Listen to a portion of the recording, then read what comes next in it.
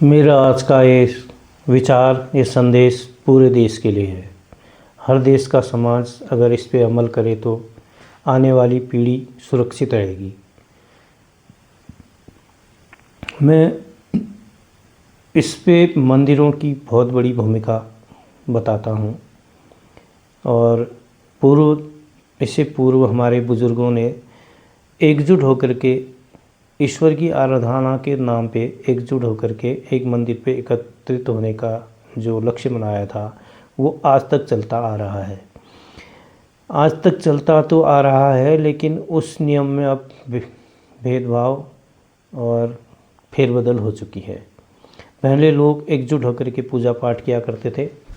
पूजा पाठ शायद 1-2 घंटे की होगी, फिर उनके विचार विमर्श, आपसी समस्याएं और एक दूसरे से मेल जोल, प्रेम, इस प्रकार की भावनाओं में ज़्यादा बढ़ोतरी थी, ज़्यादा ध्यान दिया जाता था।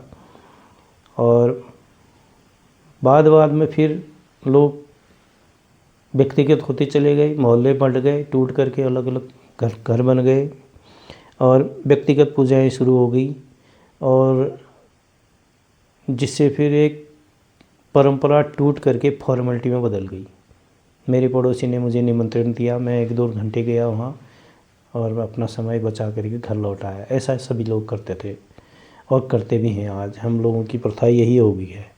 लेकिन अब प्रथा होने का कारण भी यह है कि उसके पीछे सामाजिक मेल जोल का कोई भावना नहीं है। केवल पूजा निभाना और ईश्वर को खुश करना। जो परिवार पूजा कर रहा है वो केवल ईश्वर को खुश कर रहा है, इसी नाम से वो पूजा करता भी है, कुछ मांगने के लिए, कुछ पाने के लिए, या कोई अपनी खुशी के लिए।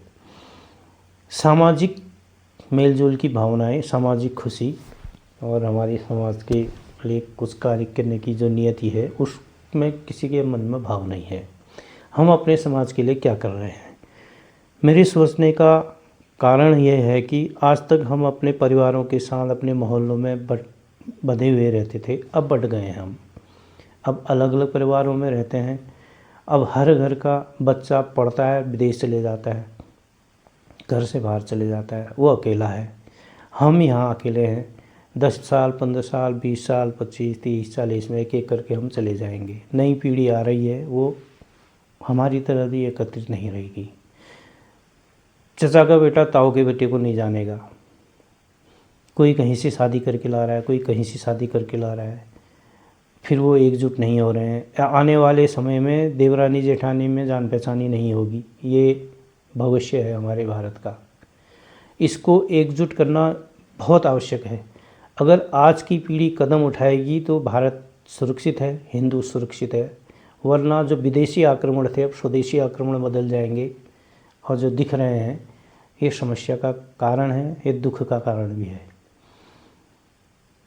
कुछ ऐसी योजनाएं बनाई जाएं।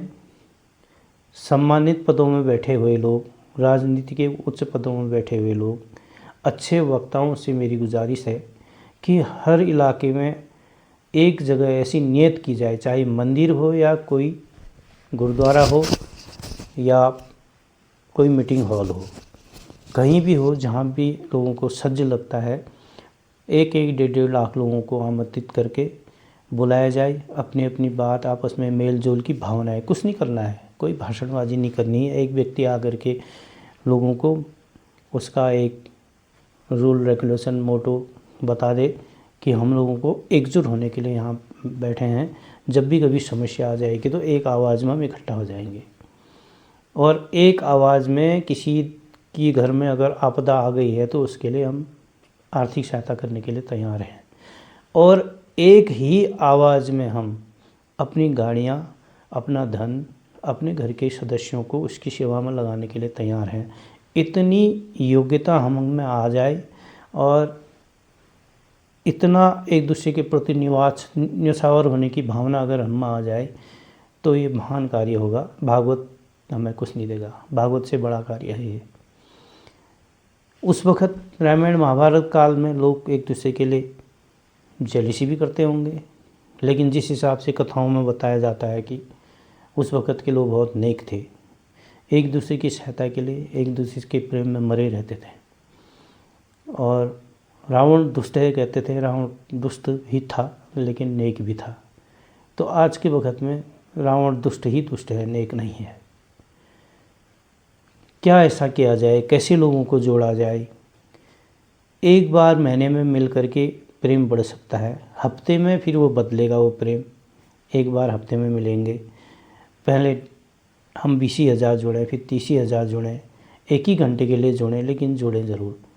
कोई खान पान की बनाने की आवश्यकता नहीं, किसी चाय कॉफ़ी बनाने की आवश्यकता नहीं, उससे दरिद्रता और लोभ पैदा होता है। बस आए, लोग सुने, एक दूसरे से हाथ मिलाएं, गले मिलें, और किसी को कोई समस्या तो नहीं है, हम देने को तैयार हैं, हम करने को तैयार हैं, हम एकजुट हैं। ये हमने किसी के साथ मारपीट करने के लिए नहीं है, अपनी सुरक्षा के लिए ये संगठन बनाना है। ये संगठन में हमारा मकसद यही होना चाहिए कि हम में प्रेम बना रहे, हम आपसी जायदाद के लिए लड़ें, घर में मनमुटाव हो आपसी जायदाद में, आपका मेरी बात में घर में मनमुटाव हो, लेकिन संगठन में मनमुटाव नहीं होना चाहिए। संगठन अगर कह रहा है कि मैं अपने भाई की सहायता करूं, मैं अपने बगल में पड़ोसी की सहायता करूं, तो मैं अगर उससे मनमुटाव भी रखता हूं तो मैंने सहायता करनी है।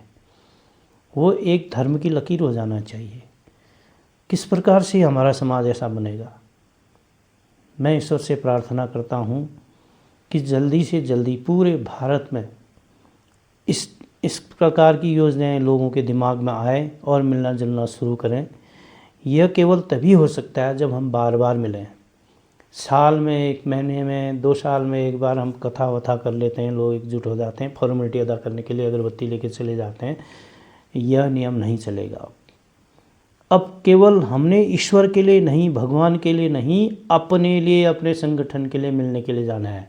किसी नेता को चुनाव में जिताने के लिए भी नहीं जाना है, और वहाँ कोई लीडर भी नहीं होगा, और वहाँ खाली सदस्य भी नहीं होगा, सब लीडर होंगे। बस सबके सब लीडर होंगे।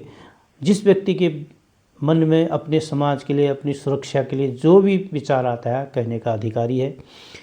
कोई व्यक्ति समाज में नहीं बोल पाते हैं, मैं खुद नहीं बोल पाता हूँ, तो वो व्यक्ति लिख के दे दे, पर बगल में बता दे, जो अच्छा लगता है उसे बता दे, मेरे मन में ऐसा आ रहा है। जैसे रामलीलाओं में इसने इतने रुपये दिए, इतने रुपये दिए बोला जाता है, वहाँ वो बोला जा रहा है कि इसके विचार ये हैं, इसके विचार ये हैं।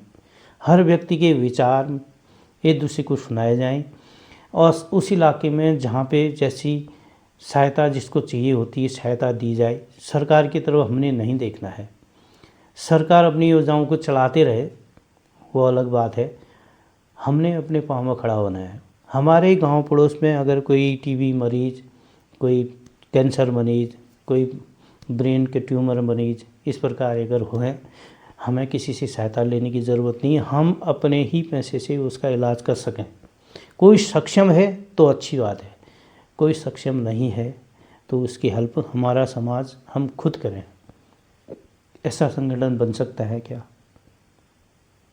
विचार कीजिए ज़रा।